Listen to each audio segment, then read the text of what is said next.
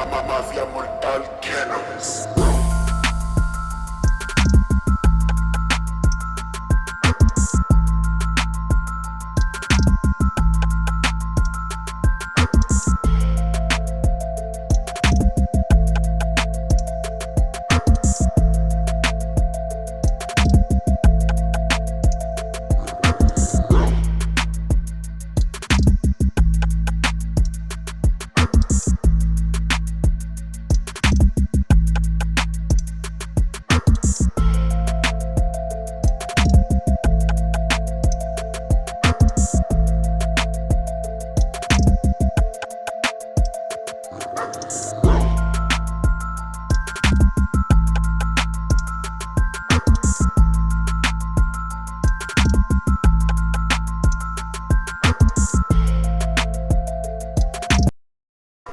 Hello, this is Leanne from MafiaMortal Kennels, and today I'm going to be giving you 3 tips on how to help your bully pup grow muscles.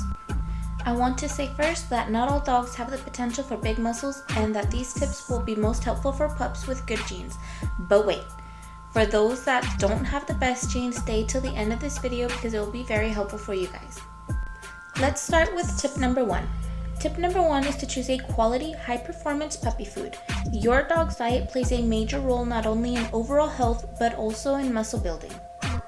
And a quality, high-performance puppy food will be incredibly helpful in giving your pups the right nourishment to make those muscles stand out. Make sure not to overfeed your pup with pure protein, as it can cause some issues as they grow. Now you might be asking yourself, well, why not a raw food diet? One of our kennel's special secrets is giving our puppies a partial raw food diet. And how do we do it? Well, it's really simple. We give our puppies 80% of the high-performance puppy food, and for the raw food, we mix chicken, beef, and fish and give them 20% of the amount of food they should have based on their age and ideal adult weight. Although an all raw food diet can be great for adult dogs, I wouldn't give it to my puppies before 1 year. The challenges of a raw food diet is finding the right balance of ingredients to make sure your dog or puppy is getting all the right nourishment. For your growing puppy, especially if you decide to make it yourself versus purchasing a commercial raw dog food.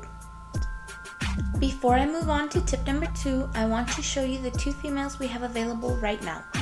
They are 4 months old. This is female number 1.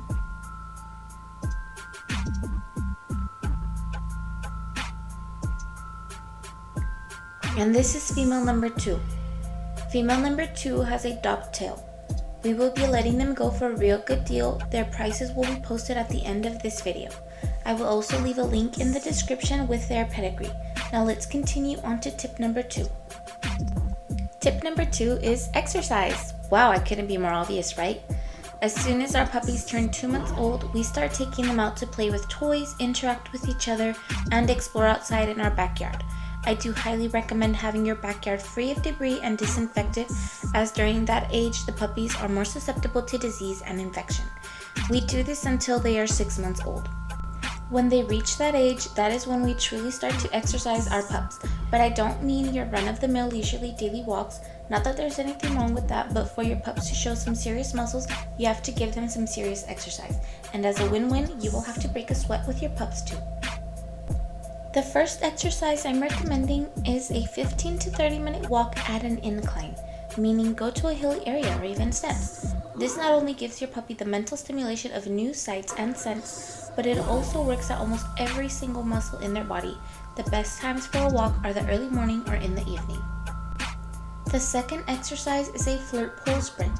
If you don't know what a flirt pole is, it's just a pole or rod with a rope or line that has a toy cloth or ball at the end.